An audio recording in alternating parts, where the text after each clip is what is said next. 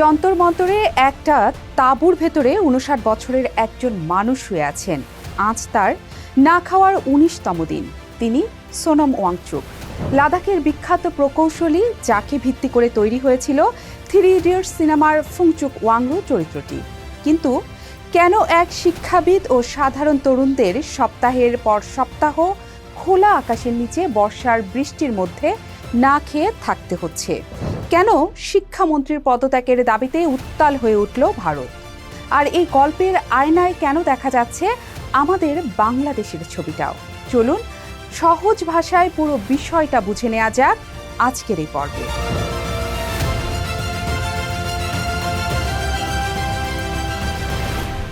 $22 লাখ পরীক্ষার্থী আর 1 কোটি রুপির সিট। গল্পের শুরু গত ৩রা মে। ভারতের মেডিকেলের ভর্তি পরীক্ষা নিট ইউজিতে বসেছিল প্রায় 22.5 লাখ পরীক্ষার্থী, অথচ সিট মাত্র 1,30,000। মানে প্রতি 17 জনে সুযোগ পাবে একজন। ভারতের সরকারি মেডিকেলে পড়ার খরচ নামমাত্র, কিন্তু প্রাইভেটে লাগে প্রায় 1 কোটি রুপি। মানে একটা সরকারি সিটের বাজার মূল্য 1 কোটি। আর এই কারণেই শুরু হলো জালিয়াতি। পরীক্ষা শুরুর আগে হাতে লেখা গেস্ট পেপারের নামে বাজারে প্রশ্ন ঘুরতে শুরু করলো মাত্র 10 থেকে 25 লাখ টাকায়। কোচিং সেন্টার আর দালালের মাধ্যমে প্রশ্ন লিক হয়ে গেল। তদন্তে নেমে 9 দিনের মাথায় পুরো পরীক্ষা বাতিল করতে বাধ্য হলো সরকার। গ্রেপ্তার হলো বহু লোক, কিন্তু এই বাতিলের মূল্য কে দিল? দিনমজুর বাবা জমি বেচে 5 লাখ টাকা খরচ করে ছেলেকে কোচিং করিয়েছিলেন। পরীক্ষা বাতিলের ধাক্কা সহ্য করতে না পেরে আত্মহত্যার পথ বেছে নিল সেই 21 বছরের ছেলে প্রদীপ কুমার। এই রকম আরও অনেকেই। ককরোচ জনতা পার্টি এবং অনশন।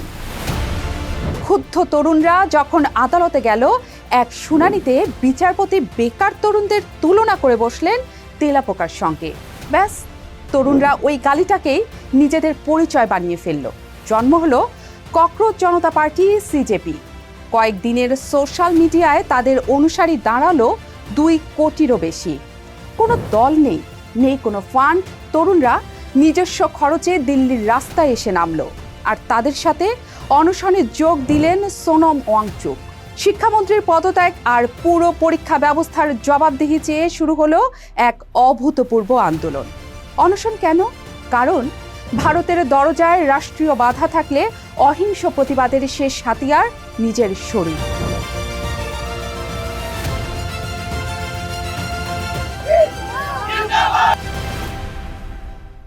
রাষ্ট্রের দ্বিমুখী রূপ। এখানে রাষ্ট্র কিভাবে কাজ করে তা দেখলে অবাক হবেন। যে রাষ্ট্র একটা পরীক্ষার প্রশ্নপত্র পাহাড়ে দিতে পারল না, সেই রাষ্ট্রই জালিয়াতি ঠেকাতে 1 সপ্তাহের জন্য পুরো দেশের মেসেজিং অ্যাপ টেলিগ্রাম বন্ধ করে দিল। পুনঃপরীক্ষার প্রশ্ন কেন্দ্রগুলোতে পাঠাতে ব্যবহার করা হলো দেশের বিমান বাহিনীকে। চিন্তা করুন, ক্ষমতার ঘাটতি কিন্তু রাষ্ট্রের ছিল না, ঘাটতি ছিল সদিচ্ছা আর অগ্রাধিকারের।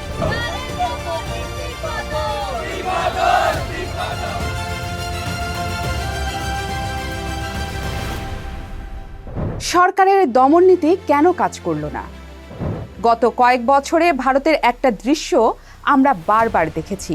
যে কোনো প্রতিবাদ বা আন্দোলন হলেই তাকে দেশ বিরোধী কিংবা ধর্ম অবমাননার তকমা দিয়ে কঠোরভাবে স্তব্ধ করে দেওয়া হতো। কিন্তু এবার খেলাটা আলাদা। কোনো নির্দিষ্ট রাজনৈতিক দলের ব্যানারে না থাকায় এবং এই আন্দোলনের পেছনে লাখ লাখ সাধারণ বেকারের জীবন জড়িয়ে থাকায় সরকার এটাকে সহজে দেশ বিরোধী বলে চালিয়ে দিতে পারেনি।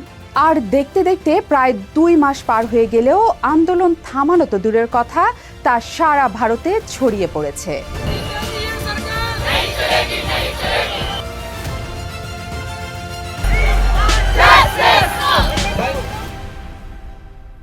আন্দোলন এখন কোন পর্যায়ে?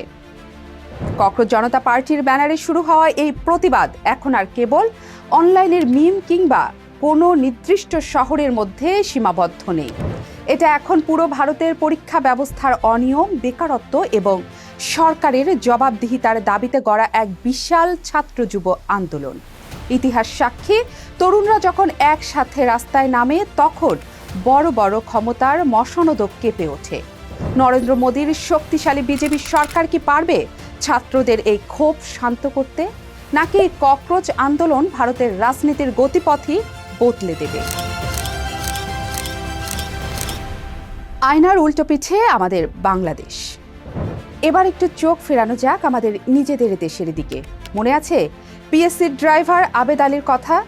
আদালতে জমা পড়া চার্জশিট বলছে 1997 সালে ড্রাইভার হিসেবে যোগ দিয়ে টানা 27 বছর তিনি ও তার চক্র বিসিএস সহ অন্তত 30টি নিয়োগ পরীক্ষার প্রশ্ন বিক্রি করেছে। 2014 সালেই আবেদ আলীর জালিয়াতি প্রমাণিত হয়েছিল, চাকরিও গিয়েছিল, কিন্তু ব্যবস্থা চক্র চলল আরও 10 বছর। ভারতের খবরটা ছিল 22 লাখ মানুষের পরীক্ষা বাতিল হয়েছে 9 দিনের মাথায়। সিবিআই তদন্ত করছে, মন্ত্রী থেকে প্রতিষ্ঠানের জবাবদিহি চাওয়া হচ্ছে। আর আমাদের 2024 সালের পলিটেকনিকের যে পরীক্ষার প্রশ্ন ফাঁস হওয়া প্রমাণিত হলো, আসামিরা দায় স্বীকার করলো। 2025 সালে এসে রাষ্ট্র সেই প্রশ্ন ফাঁসের পরীক্ষারই 3534 জনের চূড়ান্ত নিয়োগের প্রজ্ঞাপন জারি করে দিল। ফাঁস হওয়া প্রশ্ন কিনে কারা ক্যাডার হলো সেই তালিকা তৈরির কথা থাকলেও তা আজও লাল ফিতার দফতরে বন্দী। सर पेपर लीक पे क्या बोलेंगे? सर पेपर लीक पे सीबीआई इंक्वायरी। মেধাবীদের স্বপ্ন চুরি হওয়ার এই গল্পটা ভারত বা বাংলাদেশ কোথাওই আলাদা নয়। পার্থক্য শুধু এক জায়গায়। ভারতের যন্তর মন্তরে একটা তাঁবুর নিচে 59 বছরের এক মানুষ এখনো অনশনে শুয়ে আছেন ব্যবস্থা বদলের দাবিতে। আর আমাদের দেশে সেই অনিয়মের তালিকাগুলো আজও হয়তো জমা পড়ে আছে কোনো সরকারি ড্রয়ারে। প্রশ্ন ফাঁসের এই সংস্কৃতি আর তরুণদের এই লড়াই নিয়ে আপনার কি মতামত? কমেন্ট করে জানান আমাদের। ভিডিওটি ভালো লাগলে লাইক ও শেয়ার করুন। এ ধরনের আরও ভিডিও দেখতে ডাউনলোড করুন এটিভি ইউএসএ অ্যাপ। চোখ রাখুন এটিভি ইউএসএর ফেসবুক পেজ ও ইউটিউব চ্যানেলে। থাকুন এটিভি ইউএসএর সাথে, থাকুন সংবাদে সংস্কৃতিতে, বিশ্বজুড়ে বাঙালিয়ানায়। এটিভি ইউএসএ, বিশ্বজুড়ে বাঙালিয়ানা।